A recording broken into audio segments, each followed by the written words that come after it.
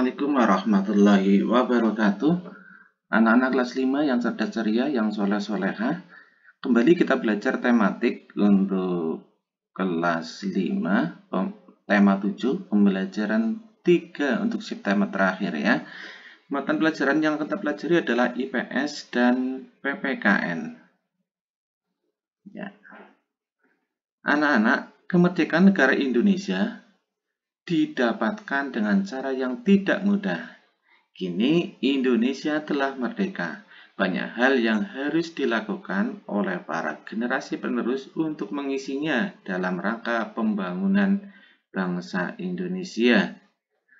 Apa saja bentuk untuk mengisi kemerdekaan itu? Perhatikan. Pembangunan nasional, pembangunan nasional Indonesia merupakan pembangunan semua aspek dan bidang kehidupan. Tidak hanya pembangunan fisik saja, tetapi juga pembangunan manusia Indonesia seutuhnya. Atau ada istilah pembangunan SDM sumber daya manusia. Untuk pembangunan fisik, contohnya ini pembangunan jalan, untuk pembangunan bangunan Iya. Lanjutkan dengan setiap warga negara Indonesia berkewajiban mengisi kemerdekaan dengan kegiatan yang positif sesuai dengan peran masing-masing di dalam masyarakat. Demikian juga dengan kalian sebagai seorang pelajar juga ikut mengisi kemerdekaan dengan kegiatan positif. Yang paling utama adalah dengan belajar yang sungguh-sungguh. Beberapa cara mengisi kemerdekaan. Sebagai seorang pelajar adalah mengisinya dengan belajar. Terus ada pembangunan gedung, ada melestarikan budaya, dan ada aktif atau mengembangkan bakat di dunia olahraga Pancasila berasal dari bahasa Sanskerta, yaitu panca dan sila. Panca artinya 5 dan sila artinya dasar. Jadi, Pancasila berarti 5 dasar atau 5 asas. Usulan dasar negara sebelum menjadi Pancasila, ini siapa saja yang mengusulkan dasar negara Pancasila kita pelajari. Yang pertama adalah Muhammad Yamin. Ini disampaikan pada tanggal 29 Mei 1945.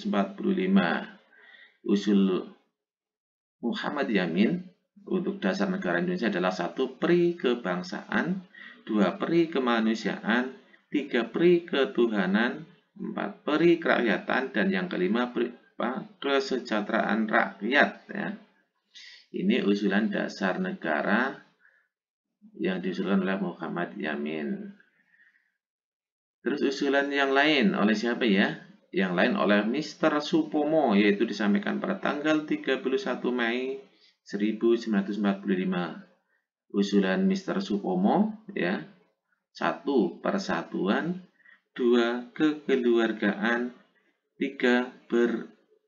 Keseimbangan lahir batin, 4. Musyawarah, 5. Keadilan rakyat Selanjutnya adalah yang ketiga, usulan dasar negara yang disampaikan oleh Insinyur Soekarno, disampaikan pada 1 Juni 1945. 1. Internasionalisme, 2. Peri kemanusiaan, 3. Mufakat atau demokrasi, 4. Kesejahteraan sosial, dan kelima ketuhanan yang Maha Esa.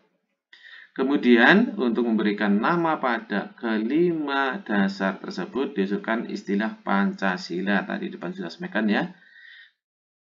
Tanggal 1 Juni 1945 dianggap sebagai hari lahirnya Pancasila.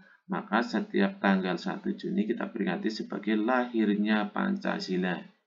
Demikian tadi anak-anak usulan dasar negara dari 3 tokoh nasional. Terus kita pelajari pada tanggal 18 Agustus 1945 disahkan Undang-Undang Dasar 1945 sehari setelah kemerdekaan. Di dalamnya termasuk pembukaan Undang-Undang Dasar 1945 yang di dalamnya terdapat Pancasila. Pancasila yang disepakati akhirnya bagaimana? Inilah Pancasila yang disepakati ya. 1. Ketuhanan yang Maha Esa. Ini adalah rangkuman dari usulan ketiga tokoh tadi ya nak ya. 1. Ketuhanan yang Maha Esa. 2. Kemanusiaan yang adil dan beradab. 3. Persatuan Indonesia. 4. Kerakyatan yang dipimpin oleh hikmat kebijaksanaan dalam permusyawaratan perwakilan. Dan 5. Keadilan sosial bagi seluruh rakyat Indonesia. Inilah Pancasila yang kita gunakan sampai sekarang. Ini asalnya dari usulan 3 tokoh nasional tersebut tadi. Ada Muhammad Yamin, Mr. Supomo, dan Insinyur Soekarno. Fungsi dan kedudukan Pancasila ya di negara Indonesia. 1. Sebagai Pancasila sebagai dasar negara. Ya, sebagai dasar negara, Pancasila adalah sumber dan dasar segala aturan hukum di Indonesia. Semua peraturan, semua hukum di Indonesia adalah bersumber pada Pancasila. Selain sebagai dasar negara, fungsi dan kedudukan Pancasila sebagai apa ya? Ya betul, sebagai pandangan hidup atau ideologi bangsa. Maksudnya adalah Pancasila ya. Pancasila adalah nilai yang ideal untuk diwujudkan di masyarakat.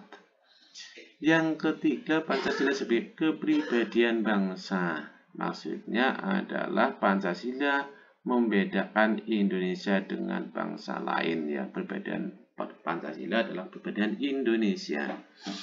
Ya, demikian tadi fungsi Pancasila ya bagi warga negara Indonesia. 1. Sebagai dasar negara.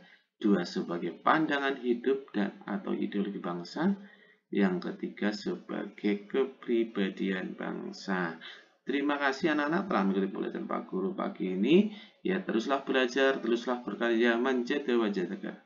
Ya, menjadi wajada. Barang siapa yang bersungguh-sungguh pasti akan berhasil. Aku doakan dan kelak